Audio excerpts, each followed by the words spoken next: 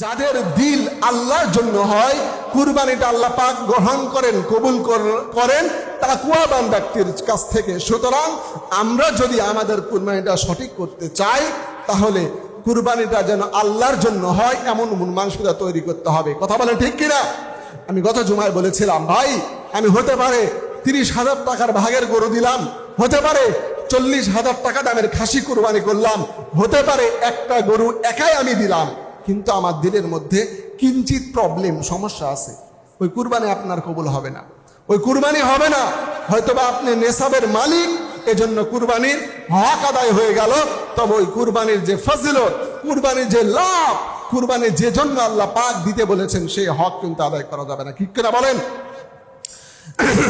আমার ভাইরা, এই জন্য রব্বুল আমিন জানিয়েছেন, লা ইয়ানালাল্লাহা লুহুমুহা ওয়ালা দিমাউহা ওয়ালাকিন ইয়ানালুহুত তাকওয়া মিনকুম। রব্বুল আমিন জানালেন, বান্দারা শোনো, আমি আল্লাহ তোমাদেরকে যে কুরবানি করতে বললাম, এই কুরবানিটা তোমরা কেন করবা জানো? কুরবানি জবে করার পর পশু থেকে রক্ত বের হয়, পশুর হাড্ডি থাকে, গোশত থাকে, চামড়া থাকে, এই বস্তুগুলো আমি আল্লাহ কিন্তু গ্রহণের জন্য তোমাদেরকে কুরবানি করতে বলি নাই। আমি আল্লাহ কুরবানির গোশতটাকে আমি গ্রহণ করি না, ওয়ালা দিমা উহা, কুরবানির হাড্ডি, মাংস, রক্ত কোনো কিছু আমি আল্লাহ গ্রহণ করি না। ওয়ালাকিন ইয়ানালুহুত তাকওয়া মিনকুম। বান্দা শোনো, আমি আল্লাহ তোমার দিলের তাকওয়া, দিলের নিয়তটাকে দেখার জন্য তোমারে কুরবানি করতে বললাম। সুবহানাল্লাহ পড়ে।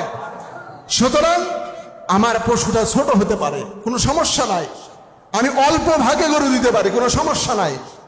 সমস্যাটা হলো ওখানেই, যদি আমার দিলের মধ্যে এমন থাকে যে আমি যদি ছোট পশু কুরবানি করি, গোশত বাসায় উড়াবে না, সবাই পাবে না। আমি যদি পশুটাকে ছোট ক্রয় করি, অল্প ভাগে কুরবানি দেই, এলাকার মানুষ কি বলবে? এই প্রতিযোগিতা নিয়ে যদি কুরবানি করি, আপনার কুরবানি করাচ্ছে না করাই ভালো। এই জন্য মুহতারাম উপস্থিতি, সর্বপ্রথম দিলটাকে পরিশুদ্ধ করতে হবে, আল্লাহর জন্য যেন কুরবানি হয় এমন মানসিকতা তৈরি করতে হবে। পশু ক্রয় আমরা যারা করব, পশু হিষ্ট পুষ্ট সুন্দর দেখে পছন্দ করে, এজন্য তো দেখেন ইব্রাহিম আলাইহিস সালামের সবচাইতে প্রিয় ওই সময় ছিল তার সন্তান ইসমাইল আলাইহিস সালাম। কথা বলেন ঠিক কিনা? এবং আল্লাহ পাক ওটা দ্বারাই পরীক্ষা করেছেন। সুতরাং এর একটা শিক্ষা এটা যে কুরবানি করতে হবে প্রিয় বস্তু দ্বারা, প্রিয় বস্তু দ্বারা। এখন কোন রকমে টাকা খরচ হবে বলে কোন রকমে একটা খাসি কিনে ফেললাম, এমন তেমন একটা গরু কিনে ফেললাম, এমনটি নয়। পছন্দ করে, যাচাই বাছাই করে, সুন্দর দেখে পশু ক্রয় করতে হবে এবং সেটা কুরবানি করতে হবে, যেন আমার ওই পশুর প্রতি মহব্বত থাকে, ভালোবাসা থাকে, তাহলে কুরবানিটা গ্রহণযোগ্যতা বেশি পাবে। সম্মানিত ভাইরা, এখানে একটা বিষয় ছোট্ট করে বলবো, আমরা অনেক সময় ভাগে কুরবানি দেই, আর আমাদের ম্যাক্সিমাম আমরা ভাগে কুরবানি দিয়ে থাকি। তো দেখেন, ভাগে কুরবানি দেওয়ার ক্ষেত্রে আমি নামাজি, আমি ভালো ইমানদার, আমি তাকওয়াবান, আমি ভালোভাবে চলাফেরা করি, গুনাহকে পরিহার করে আল্লাহর পথে চলার চেষ্টা করি। কিন্তু ওই 7 জনের মধ্যে 2 জন ব্যক্তি এমন আছে, ওরা নামাজ পড়ে না, সুদ খায়, ঘুষ খায়, অথবা অনৈতিক কার্যকলাপের মধ্যে লিপ্ত থাকে, বিভিন্ন দোষ আছে তার, সমাজের ভালো মানুষ হিসাবে গণ্য না। আমি যদি ওই মানুষটার সাথে কুরবানি দেই, অনেক সময় আমরা অনেকে বলে থাকি ওর ওই 7 ভাগের কারোই কুরবানি হবে না। হয়তোবা এমন হলো যে কুরবানির হকটা আদায় হয়ে গেল, তবে উত্তম অনুত্তমের ব্যাপার আছে। আল্লাহ পাক সূরা কাউসারের মধ্যে বলেছেন, ইন্না আ'তাইনাকাল কাউসার ফাসল্লি লিরাব্বিকা ওয়ানহার। ফাসল্লি, তুমি আগে নামাজ পড়ো, রব্বিকা, তোমার রবের জন্য, ওয়ানহার, এরপরে কুরবানি করো। কথা বলে ঠিক কিনা? আল্লাহর আদেশ। সুতরাং আমি এ কথা যারা ছোট্ট করে এতটুকুই বলবো, আমরা প্রত্যেকে চেষ্টা করব আমার ভাগের মধ্যে যারা হবে তারা প্রত্যেকেই যারা অন্তত 5 ওয়াক্ত নামাজি হয়। কথা কোন ঠিক কিনা? অন্তত 5 ওয়াক্ত নামাজি হয়।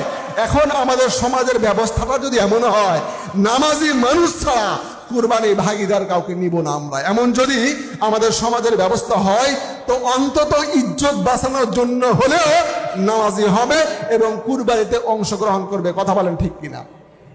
এইটা করার দরকার। সম্মানিত ভাইয়েরা, সর্বশেষ সময় প্রায় শেষ, সর্বশেষ দু একটি কথা বলে শেষ করব। আমরা এই মুহূর্তে আজকে জিলকদ মাসের কয় তারিখ? 24 তারিখ সম্ভবত। হ্যাঁ, জিলকদ মাসের আজকে 24 তারিখ। তো আমরা জানি যখন জিলহজ মাস পড়ে যায়, প্রথম 10 দিনের একটা বিশেষ ফজিলত আছে। সূরা ফাজরের মধ্যে আল্লাহ বলেছেন ওয়াল ফাজর ওয়া লায়ালিন আশর। আল্লাহ পাক এই জিলহজ মাসের প্রথম 10 দিন এবং 10 রাত্রির কসম খেয়েছেন। এটা দ্বারা গুরুত্ব বোঝানো হয়েছে, মুফাসসিরগণ লিখেছেন। তার মানে হলো এই 10টা দিন, জিলকদ মাস চলছে আজকে 24 তারিখ, টাইম হিসাব করে নেবেন, না হয় ক্যালেন্ডার দেখে নেবেন। জিলহজ মাস যেদিন পড়বে, এই জিলহজ মাসের শুরুর দিন থেকে নিয়ে ঈদের আগ দিন পর্যন্ত এই 9টা দিনের বিশেষ ফজিলত গুরুত্ব আছে। হাদিসের মধ্যে এসেছে এই 9 দিন যারা সিয়াম পালন করবে, আল্লাহ পাক তাদের অতীতের জীবনের গুনাহগুলোকে মাফ করে দিবেন। সুবহানাল্লাহ পড়েন। বিশেষ করে আরাফার দিনের রোজা, অর্থাৎ জিলহজ মাসের 9 তারিখের দিনের রোজা, ঈদের আগের দিনের রোজার এমন গুরুত্ব রাসূল দিয়েছেন যে যে ব্যক্তি ওই রোজাটা রাখে, আল্লাহ রাব্বুল আমিন অতীতের এবং ভবিষ্যতের 1 বছরের গুনার কাফফারা স্বরূপ কবুল করে নেন। চিল্লা করুন সুবহানাল্লাহ। পাশাপাশি আরো ছোট ছোট কিছু আমল, যে এই 10 দিনে বেশি বেশি তাসবিহ পাঠ করা, লা ইলাহা ইল্লাল্লাহ, সুবহানাল্লাহ, আল্লাহু আকবার, এই তাসবিহগুলো বেশি বেশি তেলাওয়াত করা।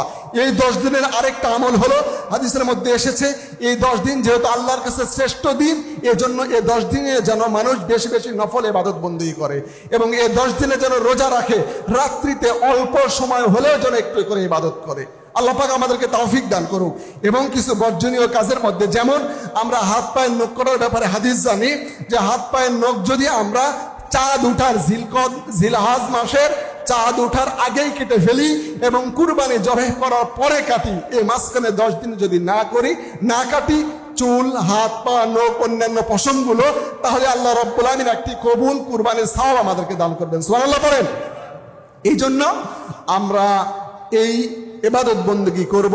সামনে আমরা আরেকটা জুমা পাবো ঈদের আগে, সেই জুমাতে ইনশাআল্লাহ তাকবীরে তাশরিকের ব্যাপারে এবং ঈদের সুন্নত, ঈদের প্রস্তুতি, কুরবানির কিছু মাসালা বিষয়ক আলোচনা শুনবো ইনশাআল্লাহ। আল্লাহ পাক আমাদেরকে তৌফিক দান করুক। সকলে বলছে আল্লাহুম্মা আমিন।